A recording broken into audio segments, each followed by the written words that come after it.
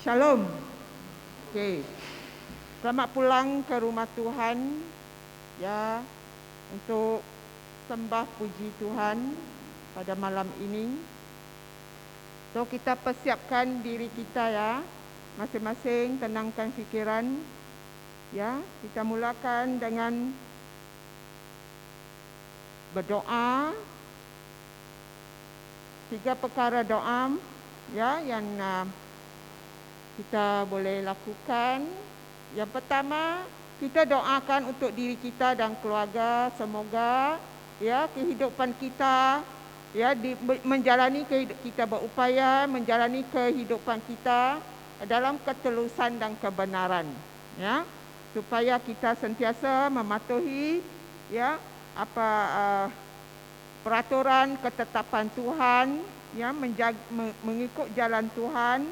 Dan juga kita berdoa agar tangan kita bersih daripada segala pengkhianatan dan kejahatan ya. Kita doa kepada Tuhan supaya Tuhan membimbing kita ya. Kita mula doa ya.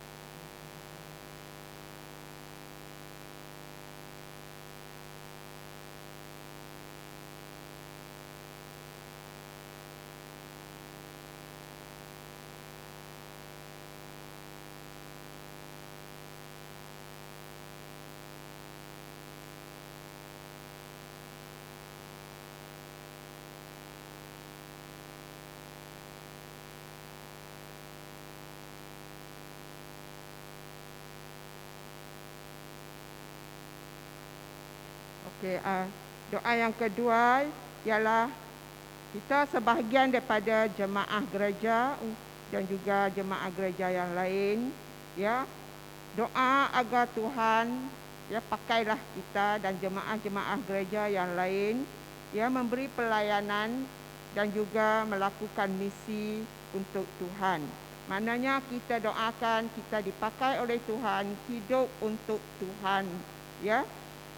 Dan juga kita dibimbing oleh Tuhan membantu orang lain untuk mendekati Tuhan ya, dan memberitakan tentang anugerah kebenaran dalam Yesus Kristus kepada orang lain supaya kerajaan Tuhan dilebarkan.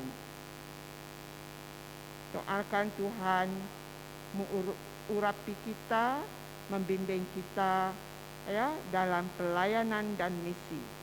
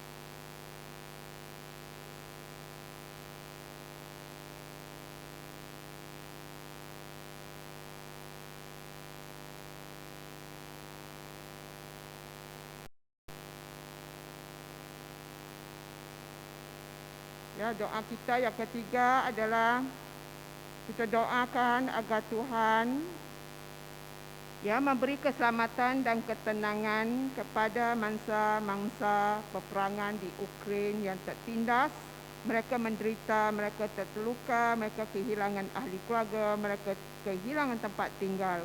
Kita doa agar Tuhan sentiasa melindungi mereka dan memberi bantuan ataupun peruntukan yang secukupnya keperluan mereka, mengikut keperluan mereka. Dan juga berilah ketenangan dan keselesaan pada mereka walaupun mereka dalam keperitan, kerana Tuhan memahami segala-galanya. Pada masa yang sama kita mendoakan Tuhan merendahkan hati orang yang tinggi hati, orang pihak-pihak yang menindas itu. Sentuhilah mereka ini untuk kedamaian.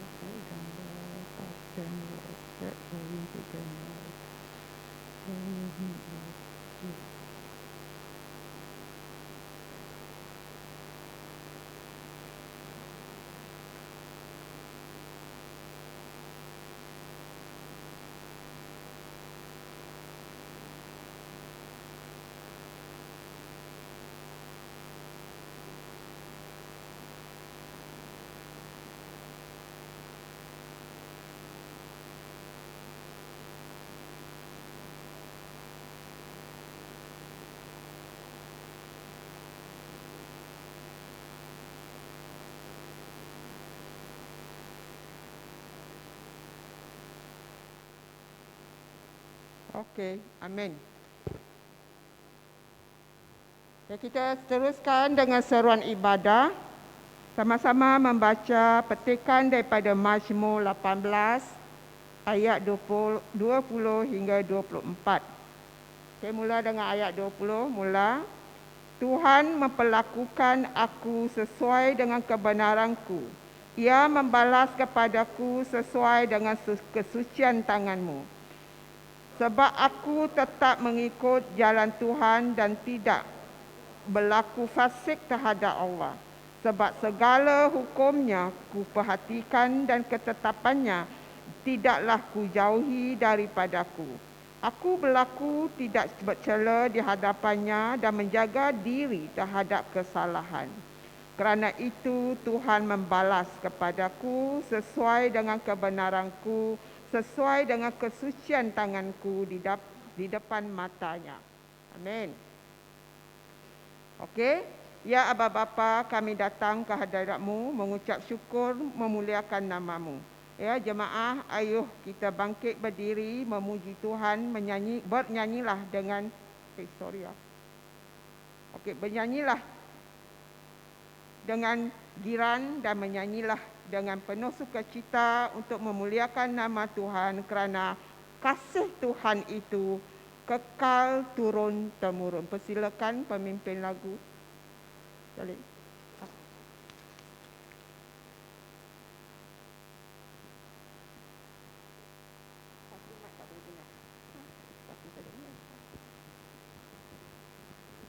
Shalom. Selamat datang ke rumah Tuhan. Marilah saat ini kita berdiri untuk memuji dan menyembah Tuhan. Lagu pertama, Sentuh Hatiku.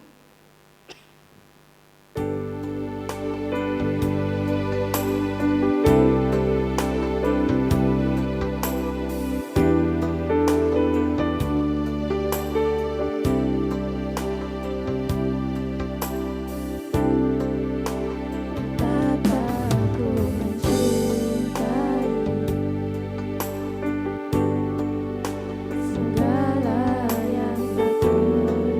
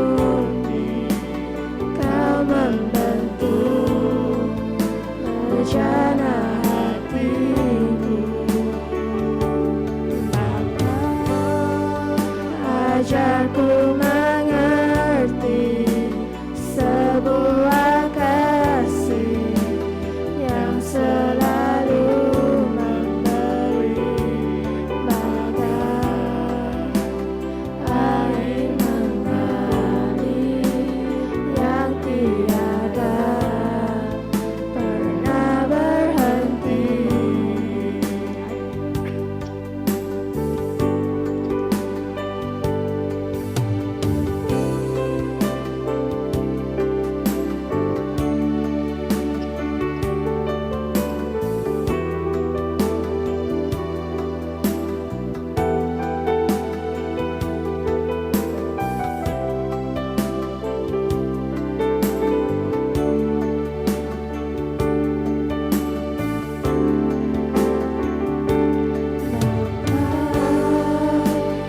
Sentuh hatiku, ubah hidupku menjadi yang baharu, bagai emas yang murni. Kau membentuk rencana hatiku, ajarku mengerti sebuah kasih yang selalu memberi bagai air mengalir yang tiada pernah berhenti, bagai air mengalir yang tiada pernah berhenti, bagai air mengalir yang tiada pernah berhenti.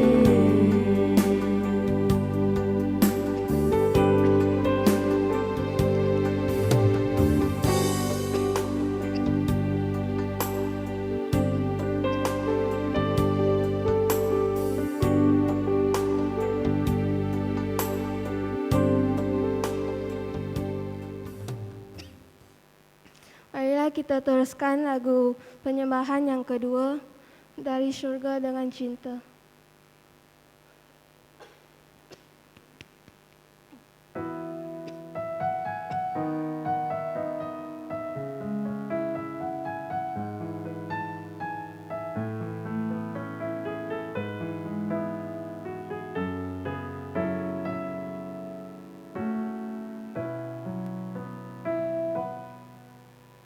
Sebelum dapat ku mengasihimu,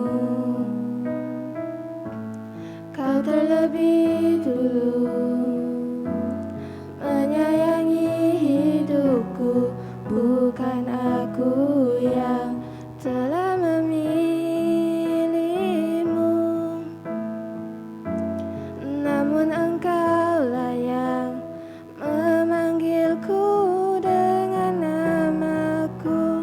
Dari surga dengan cinta, ini yang selalu ku rasa, hingga engkau telah datang menyelamatkanku.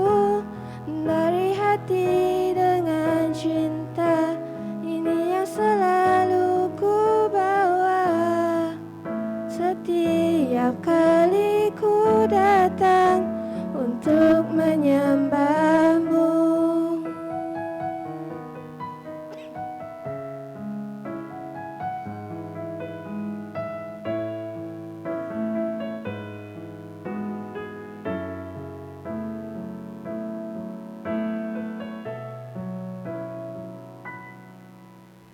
sebelum dapat ku mengasihimu, kau terlebih dulu menyayangi hidupku. Bukan aku yang telah memilihmu, namun Engkaulah yang memanggilku dengan namaku dari surga dengan cinta. Ini yang selalu ku rasa hingga Engkau telah datang menyelamatkanku dari hati dengan cinta. Ini yang selalu ku bawa setiap kali ku datang untuk menyembahmu.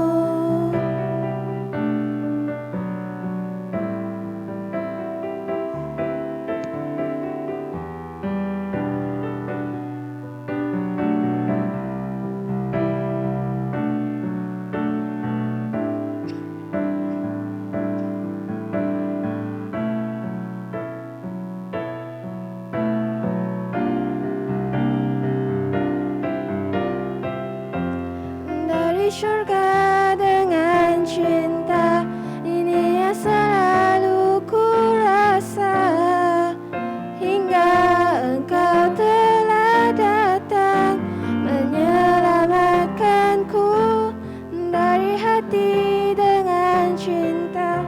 Ini yang selalu ku rasa setiap kali ku datang untuk menyembahmu.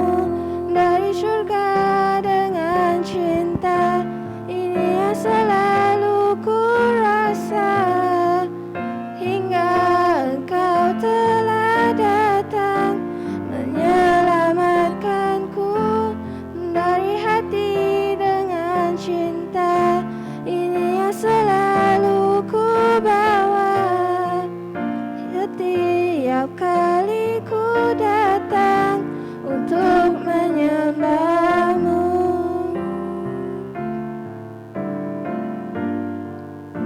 Untuk menyembahmu.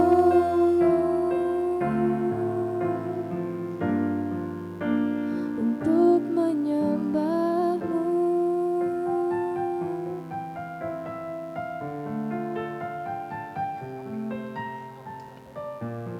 Halo. Okey, berdiri ya, kita berdoa. Ya Aba Bapaku, Tuhanku di surga, Engkau penciptaku, kami milikmu, kami umatmu, bangsa yang Engkau pelihara. Kami bersyukur dan ucap terima kasih kepadamu, Aba Bapa, Tuhan kami yang Maha Tinggi, kerana Engkau memberi anugerah keselamatanmu dalam Yesus Kristus kepada kami, umatmu. Sesungguhnya kami merindui hari di mana kami boleh bersamamu dalam kekalan. Pada hari ini kami memohon agar Aba Bapa, Tuhan kami, membimbing kami agar kami sentiasa memelihara imam kami, setia kepadamu dan hidup untukmu, taat kepada ketetapanmu dan kehendakmu, mencontohi kehidupan Yesus Kristus agar namamu dimuliakan. Ya Tuhan, pakailah kami dan bimbinglah kami untuk membantu orang lain melayanimu dan memberitakan tentang anugerah kebenaranmu dalam Yesus Kristus. Kepada Aba Bapa, Tuhan yang penyayang dan pemurah, kami berseru kepadamu agar sayap perlindunganmu juga dikembangkan kepada mangsa peperangan yang menderita di Ukraine. Semoga mereka juga diubati dengan sentuhan damai sejahtera dan keselesaanmu. Juga sentuhanmu juga kepada orang-orang yang tinggi hati supaya peperangan itu didamaikan. Semoga mereka melihat sinaran pengharapan dalam Yesus Kristus, Tuhanku, dan muliakanlah namamu, datanglah kerajaanmu. Ya Tuhan, terima kasih memperingatkan kami dan seluruh umat manusia bahawa Tuhan memperlakukan kepada setiap orang yang sesuai dengan kebenaran masing-masing dan kesucian tangan masing-masing di mata Tuhan. Kami berdoa agar kami menjadi lebih tekun mencari mutiara yang berharga. Ya Tuhan, berbicaralah kepada kami melalui saudari Audrey, penyampai firman-Mu malam ini. Urapilah pengkhotbah dan semua jemaah yang mengikuti kebaktian ini sama ada di rumah-Mu atau di atas talian. Kami serahkan perjalanan kebaktian ini ke dalam tangan-Mu. Semoga firman-Mu menjadi pelita dalam setiap langkah kehidupan kami. Dalam nama Yesus Kristus, kami berdoa. Amin. Okey. Kita teruskan dengan bacaan doa ilham ya. Okey, mula. Tuhan Yesus, kami berdoa bahawa dalam kuasa Roh Kudus, Tuhan bukakanlah hati kami supaya kami beroleh sukacita untuk mengisytiharkan atau membaca firman-Mu. Berbicaralah dalam hati kami melalui firman-Mu dan agar firman-Mu berkobar-kobar dalam hidup kami hari ini. Okey? Boleh duduk. Kita baca bacaan Alkitab untuk hari ini. Dipetik daripada Matius bab 13 ayat 45 dan 46. Okey, kita sama-sama membacanya. Okey. Ayat 45. Demikian pula hak kerajaan syurga itu seumpama seorang pedagang yang mencari mutiara yang indah. Ayat 46. Setelah diketemukannya mutiara yang sangat berharga, ia pun pergi menjual seluruh miliknya lalu membeli mutiara itu. Jadi kita sama-sama menghayati firman Tuhan yang akan disampaikan dengan tajuk ya perumpamaan tentang mutiara yang berharga. Persilakan saudari Audrey.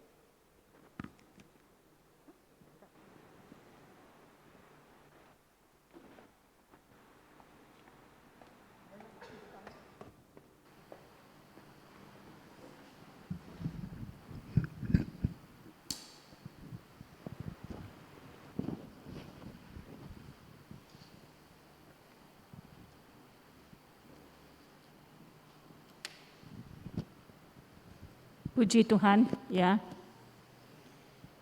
Ya, walaupun tidak ramai orang hari ini, tetapi Yesus tetap ada. Ya. 2-3 yang berkumpul di dalam nama Yesus, Tuhan ada. Puji Tuhan. Shalom dan salam sejahtera saudara dan saudari sekalian. Selamat hari Sabat, ya. Puji Tuhan dan selamat kembali beribadah di rumah Tuhan. Mari kita terus belajar perumpamaan Tuhan Yesus.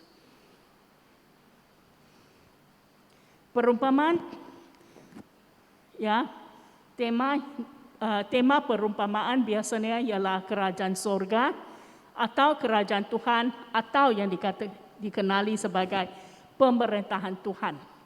Definisi perumpamaan ialah cerita duniawi dengan maksud surgawi.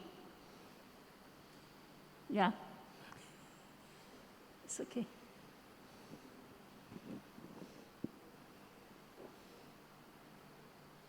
Oh, okay. Perlu slide 1? Perlu lagi, Silvanus? Tak perlu. Perlu atau tak perlu? Okey tak?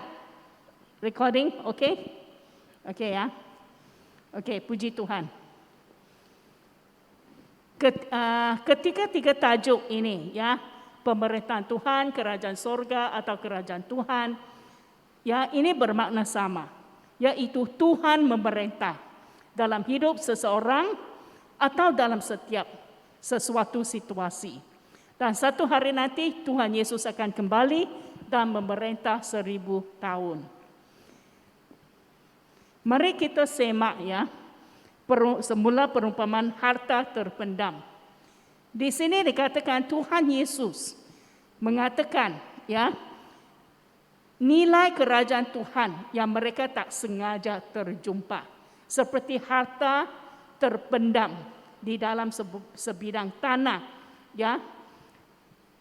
Dikatakan perumpamaan ini, ya, membawa maksud bahawa nilai kerajaan Tuhan yang tidak terhingga dan begitu berharga dengan tidak sengaja terjumpa atau terserempak pada harta terpendam itu. Nomor 2 ialah pertobatan Paulus, teladan itu. Ya, seorang yang bisa meninggalkan segala supaya mendapat dan pegang kuat pada harta kerajaan Tuhan. Apabila mengetahui begitu nilai harta kerajaan Tuhan yang berharga, orang itu sanggup menjual segala untuk memiliki harta kerajaan Tuhan. Nilai kerajaan Tuhan memberi kita apa? Perlindungan dari kerajaan gelap, kerajaan kebenaran, damai sejahtera dan sukacita, kerajaan yang tidak boleh digoncang dan takdir untuk kemuliaan abadi Tuhan. Orang percaya, ya, yang tahu kerajaan Tuhan layak untuk mereka mengorbankan nyawanya, kerana segala yang kita alami di dunia ini tidak boleh dibanding dengan kemuliaan Tuhan kelak yang dinikmati oleh orang percaya. Hari ini kita akan lihat, ya, perumpamaan mutiara yang berharga. Tadi kita sudah baca Matius 13 ayat 45 sampai 46. Kerajaan sorga. Dikatakan juga. 2 minggu lalu kita mempelajari bahawa perumpamaan harta yang terpendam, ya, tentang nilai harta kerajaan Tuhan. Di sini dikatakan juga umpama seorang saudagar yang mencari mutiara yang paling tinggi nilainya. Perhatikan perkataan juga, ya. Apabila dia menjumpai mutiara yang paling bernilai, dia pun menjual semua yang dimilikinya lalu membeli mutiara itu. Perumpamaan ini mengatakan bahawa seorang saudagar bertekad mencari mutiara yang berkualiti tinggi. Dia mencari satu mutiara yang amat berharga dan tinggi nilai. Walaupun sangat mahal, dia menjual segala untuk membelinya. Ya. Penggunaan perkataan juga membawa maksud ada kaitan dengan perumpamaan terdahulu, iaitu harta terpendam, di mana nilai dan amat berharganya kerajaan Tuhan yang digambarkan, sampai orang itu menjual segala yang dia ada untuk membeli tanah itu. Ya, tanah itu yang terpendam, yang tersembunyi harta itu. Di mana kita sudah lihat nilai kerajaan Tuhan bagi orang yang tidak sengaja menjumpainya. Perumpamaan mutiara berharga ialah orang itu bertekad mencari sesuatu yang sungguh bernilai. Harta terpendam ialah terserempak atau tidak disangka atau terjumpa harta itu. Tetapi di sini orang ini bertekad mencari sesuatu yang sungguh bernilai. Dia percaya memang ada sesuatu yang layak dicarinya, atau dia tidak akan mencarinya. Bila sudah carinya, dengan segera mengenali nilainya dan rela mengkorbankan segala untuk memilikinya. Apakah ciri-ciri persamaan kedua-dua perumpamaan ini? Persamaan perumpamaan harta terpendam dan mutiara berharga. Terjumpa sesuatu, harta yang bernilai. Mencari sesuatu, mutiara yang berharga. Ya, menjual segala yang dimiliki, sanggup mengorbankan segalanya. Menjual semua yang dimiliki, sanggup meninggalkan segala. Membeli tanah yang ada harta terpendam supaya memilikinya. Membeli mutiara yang berharga supaya memilikinya. Perbedaannya ialah apa? Hanya begini, terjumpa dengan tidak sangka harta kerajaan Tuhan. Seperti Paulus, Tuhan datang kepada dia. Tuhan menyatakan diri kepada dia. Bagi setiap daripada kamu yang mengenali Yesus, bagaimana kamu mengenali Yesus? Adakah kamu mencari atau kamu terjumpa dengan tidak sangka? Bagi saya juga dengan tidak disangka. Ya, saya dibawa ke gereja oleh pakcik saya. Waktu itu saya tidak peduli Tuhan. Waktu itu apa yang saya buat? Saya kata semua Tuhan pun sama. Semua Tuhan pun pergi ke, semua yang kita percaya semua akan pergi ke Tuhan. Itu yang saya bilang. Tetapi saya tidak tahu satu hari saya boleh menjadi Kristen. Ya, sampai Tuhan buka mata saya. Hanya satu jalan. Saya juga terjumpa dengan tidak disangka. Saya tidak mencari. Ya, so sama dengan kamu semua. Mungkin kamu tidak mencari, tetapi Tuhan datang kepadamu. Ya, kamu tidak sangka Tuhan boleh menyatakan diri kepadamu. Ya. Di sini sama ada terjumpa dengan tidak disangka atau dengan sengaja mencari kerajaan Tuhan, kedua-duanya perumpamaan mengiktiraf berharganya dan bernilainya kerajaan Tuhan dan sanggup meninggalkan segala duniawi dan rela memikul salib dan menyangkal diri untuk memilikinya. Apa maksud kedua-dua perumpamaan ini? Keselamatan Tuhan adalah karunia Tuhan kepada setiap orang yang percaya kepada Dia. Roma 6:23 mengatakan, karena ganjaran dosa ialah kematian, tetapi karunia Tuhan ialah kehidupan kekal dalam Kristus Yesus. Ya, di sini dikatakan Tuhan, keselamatan jiwamu adalah karunia dari Tuhan. Ya, keselamatan untuk hidup bersama Tuhan adalah karunia Tuhan. Kita juga mempunyai hak untuk menerima keselamatan Tuhan dalam erti kata memperoleh hak milik dengan kasih karunia Tuhan melalui iman. Di Efesus 2 ayat 8-9, kamu telah diselamatkan dengan kasih karunia-Nya melalui iman. Ini bukan daripada kamu sendiri, tetapi ada karunia Tuhan. Bukan karena usaha amalmu, supaya tiada seorang pun yang dapat bermegah. Kita diselamatkan dari dosa dengan penerimaan kasih karunia Tuhan melalui iman. Dan inilah kerja Tuhan bagi kita dan kita tidak berhak untuk bermegah. Kerana pekerjaan keselamatan adalah dari Tuhan sahaja. Manusia langsung tidak ada bahagian dalam hal keselamatan. Ada setengah orang sebelum meninggal menerima keselamatan Tuhan. Tetapi mereka tidak ada kesempatan untuk hidup kerohanian mereka. Tetapi setiap orang yang diselamatkan Tuhan dan mempunyai waktu untuk menjalankan hidup kerohanian mereka akan disempurnakan. Akan disempurnakan oleh pengalaman hidup yang diizinkan Tuhan untuk menghasil buah roh, yaitu watak merupai Tuhan Yesus.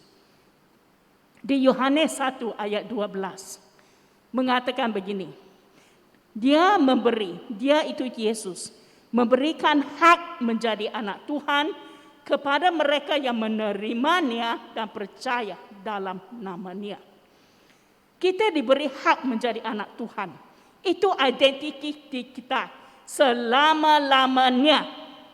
Jika kita terus-menerus mempercayai dan menjalankan hidup kerohanian kita dalam Tuhan Yesus. Bila kita serah diri kepada Tuhan dan diperbaharui oleh Roh Kudus. Waktu kita dibaptis dalam Kristus menurut Kolose 2. Ya, dikatakan begini, Kolose 2 ayat 11-13. Ya. Dalamnya juga kamu telah disunatkan dengan persunatan tanpa menggunakan tangan, yaitu dengan membuangkan segala dosa hawa nafsu dunia daripada tubuhmu melalui persunatan Kristus. Kamu telah dikuburkan bersama dengan baptisan dan telah dibangkitkan bersamanya melalui iman dalam kuasa Tuhan yang telah membangkitkannya daripada kematian. Kamu dahulu mati kerana melakukan dosa dan kerana tidak bersunat secara lahiriah. Tuhan telah menghidupkan kamu bersama Tuhan dan mengampunkan segala kesalahanmu. Di sini diringkaskan, disunat tanpa tangan. Zaman dulu, laki-laki harus disunat secara fizikal. Tetapi sekarang, lambang sunat kita ialah buang segala hawa nafsu dunia daripada tubuhmu. Dikuburkan bersamanya dengan baptizan dan dibangkitkan melalui iman dalam kuasa Tuhan. Seperti Yesus telah mati secara fizikal. Melambangkan kita juga mati bersama Yesus dalam baptizan air dan bangkit melalui iman untuk hidup kepada Tuhan Yesus. Tuhan menghidupkan roh kamu untuk merindukan Tuhan dan peka terhadap-Nya dan ampun segala kesalahanmu. Mari kita lihat bagaimana orang bertindak kepada harta Injil Kerajaan Tuhan yang bernilai dan mutiara yang berharga itu. Apabila mereka tahu ia adalah sesuatu yang layak untuk dicarinya dan diterimanya. Teladan dari firman Tuhan. Kisah Para Rasul pasal 8 ayat 26 sampai 38. Ini ialah tentang seorang Sida Ethiopia. Seorang Sida dari Ethiopia menuju ke Yerusalem untuk menyembah Tuhan, dan waktu perjalanannya Tuhan memanggil Filipus mendekati rata kudanya dan mendengar bacaan dari Sida itu. Lalu Filipus membentangkan firman Tuhan di Yesaya 53. Selepas mendengar penjelasan Filipus tentang Tuhan Yesus, Sida itu mau dibaptis kerana melihat suatu tempat yang berair. Ini bermakna apa? Perjalanannya ke Yerusalem untuk menyembah Tuhan. Bacaan firman Tuhan waktu pulang menunjukkan Sida itu sedang mencari kehausan hati rohaninya. Keinginannya segera mau dibaptis menunjukkan perkiraannya tentang nilai keselamatan yang ditawarkan melalui Kristus. Hingga Sida itu mengucap apa? Lihat, di sini ada air. Apa yang menghalang aku daripada dibaptiskan? Filipus berkata, jika kamu percaya sepenuh hati, kamu boleh dibaptiskan. Sida itu menjawab, aku percaya bahawa Yesus Kristus itu anak Tuhan. Teladan yang kedua. Kisah Para Rasul 10 ayat 1 sampai 8. Ini tentang Cornelius. Ceritanya begini. Dikatakan dalam firman Tuhan, Cornelius seorang ketua pasukan Itali yang salih dan takut akan Tuhan. Begitu juga seisi rumahnya. Dia banyak bersedekah kepada orang miskin dan sentiasa berdoa kepada Tuhan. Doa dan perbuatan sedekahnya menunjukkan pencariannya akan kebenaran. Janji daripada Yesus, Matius 5:6. Tuhan memperhatikan kelaparan dan kedahagaan rohaninya hingga Tuhan mengutus Petrus untuk memberitahunya tentang Injil Yesus. Dan di Kisah 10 ayat 4b, malaikat itu berkata, segala doa dan sedekahmu telah diredai Tuhan. Suruhlah orang ke Yope memanggil seorang yang bernama Simon bergelar Petrus. Di sini kamu dapat lihat, kerana dia mencari kerajaan Tuhan, kerana dia mencari kebenaran kerohanian, Tuhan mengutus Petrus untuk menjelaskan kepada dia Injil Tuhan Yesus. Teladan yang ketiga, Kisah Para Rasul 16 ayat 11 sampai 15.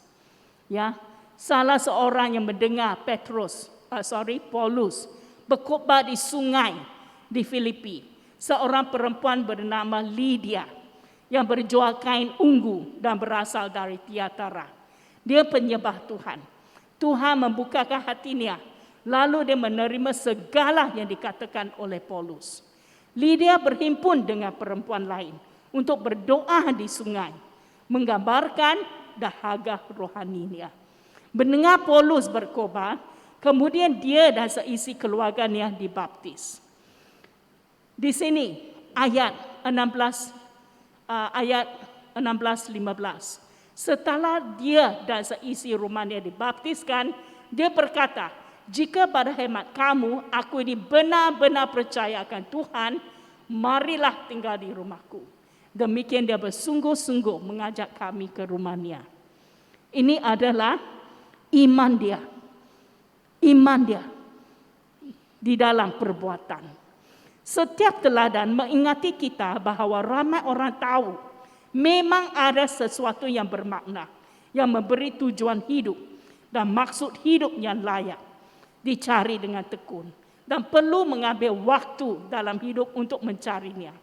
Apabila kasih karunia dan berkat Tuhan datang, supaya mereka mempelajari tentang Kristus dan kerajaannya, mereka sanggup serah segala untuk mendapatnya.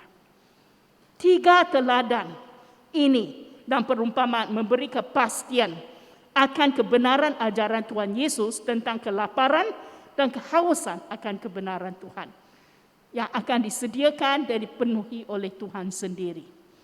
Apakah yang boleh kita lakukan untuk memastikan bahawa kita akan mendapat apa yang Tuhan sediakan untuk kita? Kita perlu menjadi seperti saudagar yang mencari mutiara yang sangat berharga. Bagaimana seorang boleh melakukan perkara itu dalam hal kerohanian? Mencari mutiara. Ya, mencari mutiara yang berharga. Mari kita mengikut teladan Sida Ethiopia yang menjadi penuntut firman Tuhan. Ada seorang tokoh agama mengatakan, jangan baca firman Tuhan, jangan baca, tetapi mengkaji firman Tuhan. Kita baca, kita lupa. Mengkaji firman Tuhan. Melakukan firman Tuhan sedaya yang kamu memahami. Terbuka kepada perkongsian dan pengajaran mengenai firman Tuhan.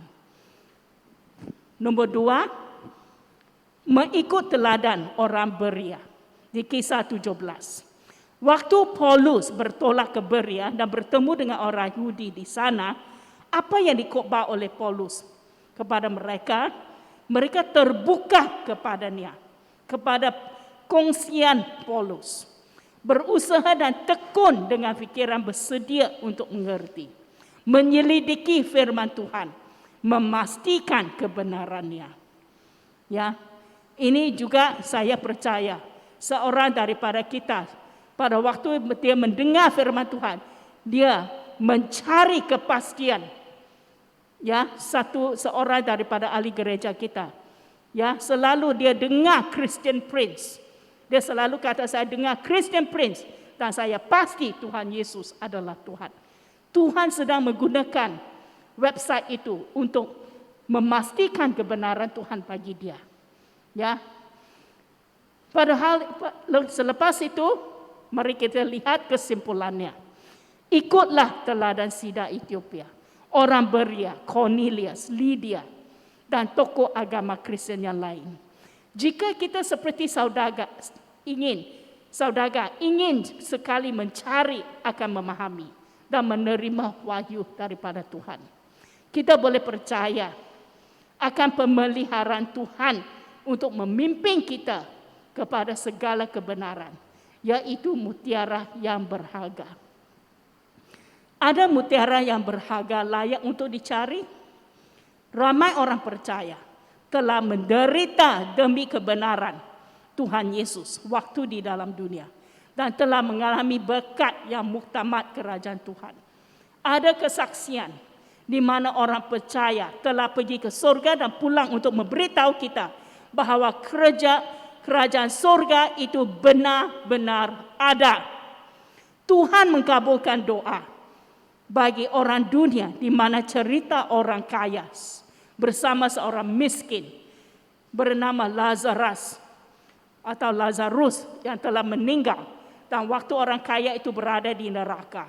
Yang meminta supaya Tuhan menghantar atau mengutus Lazarus pulang ke rumahnya kerana masih ada 5 adik-beradik yang belum mengenal Tuhan Yesus.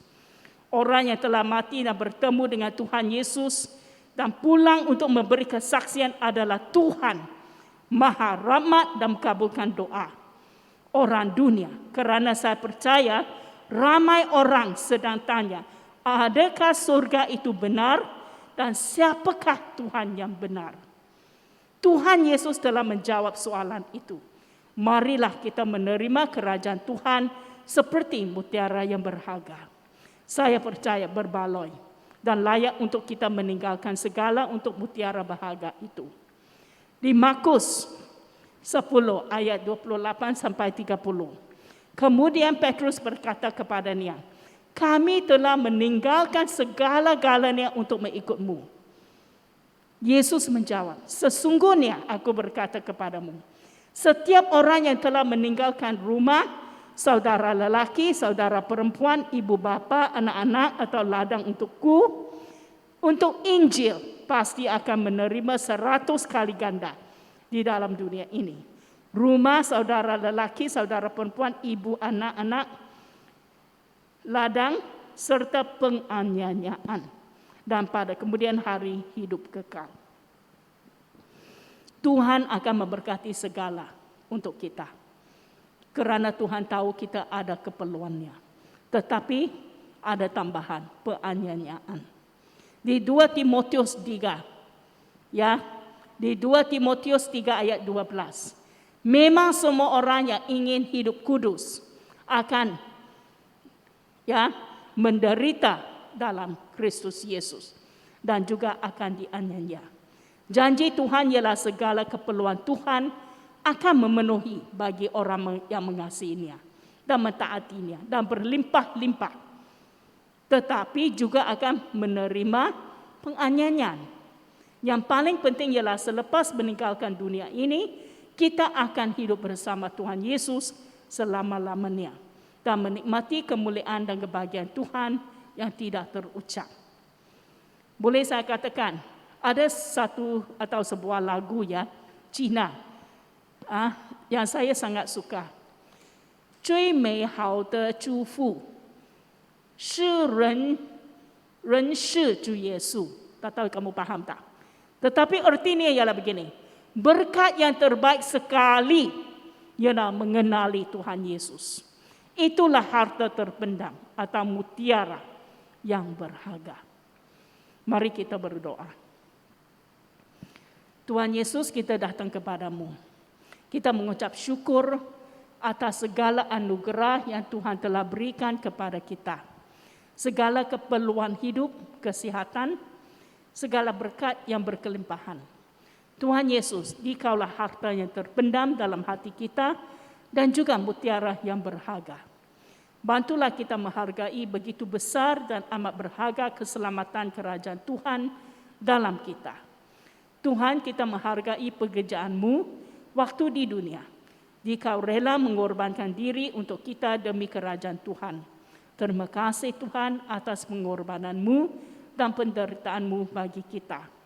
Tuhan, tiada kata-kata yang kita dapat mengucap terima kasih yang tulus kepadamu. Kita hanya boleh menyerah hidup kita sebagai korban hidup padamu hari ini. Kita mohon rahmat dan belas kasihan-Mu. Ampunilah segala dosa dan kelemahan kita dan sucikan kita dalam darah-Mu. Firman-Mu yang telah kita dengar, biarlah firman-Mu menusuk hati kita, berbicaralah kepada kita dan insafkan kita akan kebenaran-Mu.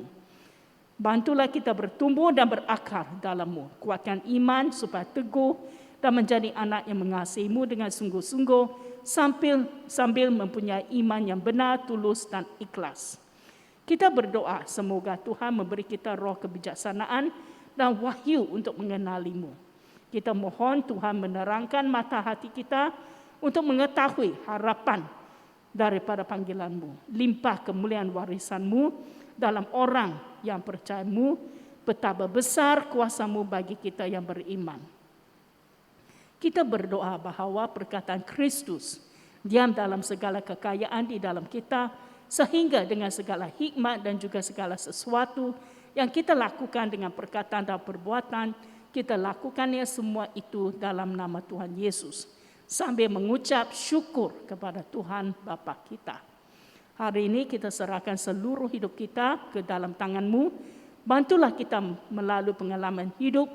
Tuhan Roh Kudus memperkuatkan kita dan memberi kuasa untuk menghasilkan watak Tuhan Yesus yang penuh kasih dan belas kasihan dan ketabahan hati. Jadikanlah hidup kita berbuah yang menyenangkan dan memuliakan Tuhan Bapa. Terima kasih mendengar doa kita. Kita berdoa dalam nama Tuhan Yesus yang amat mulia dan berkuasa. Amin. Puji Tuhan.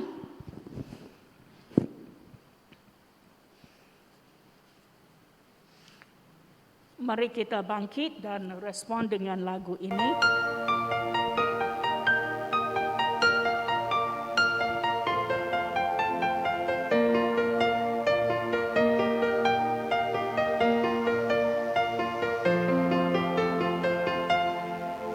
Bapa kami yang ada di surga, dimuliakanlah nama-Mu. Datanglah kerajaan-Mu, jadilah kehendak-Mu di atas bumi seperti di dalam surga.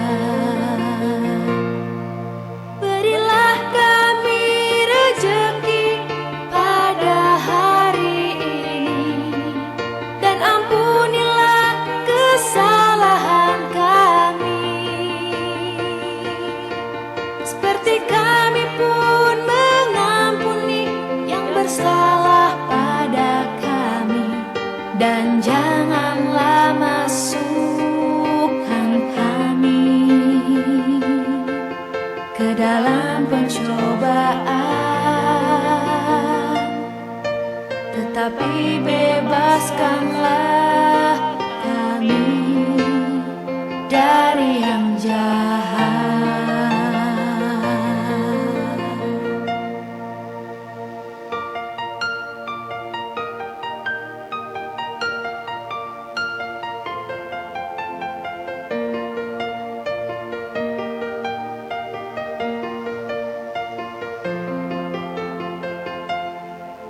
Bapa kami yang ada di surga, dimuliakanlah nama-Mu.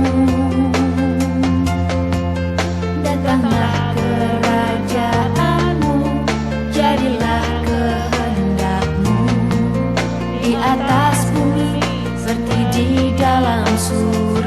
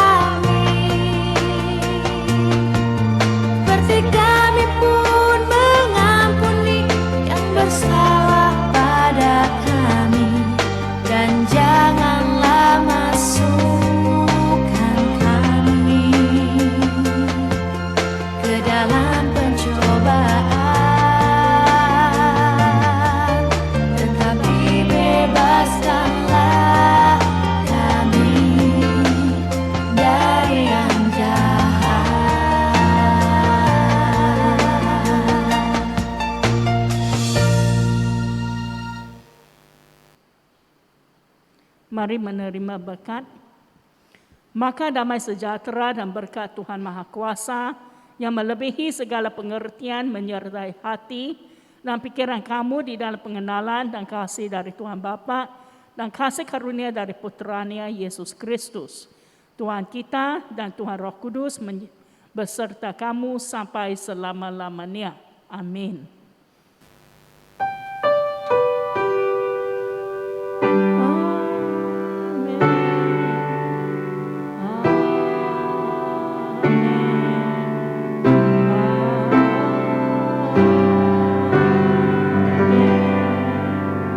Sila duduk. Sekarang ialah pengumuman, ya. Kebaktian Bahasa Malaysia minggu depannya tanggal 20 Mac diadakan secara fizikal. Sila sediakan hati untuk memuji dan menyembah Tuhan. Waktunya ialah 7.30 sampai 8.30. Tempat ialah gereja Dewan Utama, ya. Disebabkan keadaan pandemik, ya, sekarang hanya satu sesi kebaktian bahasa Cina dijalankan.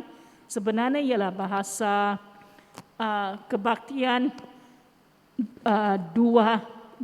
boleh dikatakan dua bahasa Inggeris, bahasa Cina terjemah ke bahasa Inggeris, ya. Dijalankan pada pukul 8.30 AM sahaja mulai bulan Mac. Sebab keadaan pandemik sekarang, sekolah minggu akan diadakan secara atas talian sehingga bulan Jun, ya. Pelayanan kelas Methodist ini untuk remaja, ya, untuk pelajaran mereka, membantu pelajaran. Ditangguhkan sementara kebaktian persatuan pemuda-pemudi dan remaja akan dijalankan secara atas talian. Kelas keahlian Methodist akan diadakan semula pada tanggal 18 ini dalam bahasa Cina. Saudara-saudari digalakkan untuk menghadiri kelas tersebut, ya, kepada mereka yang ikuti bahasa Cina. Ya, bahasa Melayu akan diadakan selepas jika saya tak salah selepas Jun, ya. Kutipan yuran pembersihan kubur TCMC, ya, RM50 setiap unit, ya, sudah dimulaikan, ya, minggu lalu. Yuran yang dibayarkan dekat kaunter yang disediakan, ya. Ini jika saya tak salah untuk kebaktian pertama, ya. Tanggal 1 April sampai 30 April pukul 8 sampai 5 PM, ya. Saudara-saudari boleh membersih makam dan menawar bunga, ya, melalui pintu kecil. Tanggal 17 April pukul 7 AM, kebaktian Easter pagi bagi memperingatkan nenek moyang.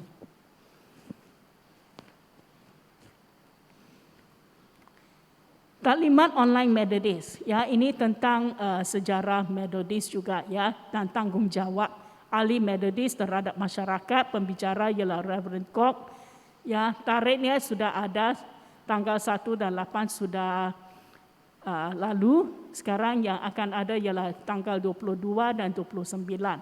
Waktunya ialah 8 sampai 9.30 melalui Zoom. Taklimat pujian penyembahan, ya, akan ditangguhkan sebab keadaan pandemik sekarang, ya.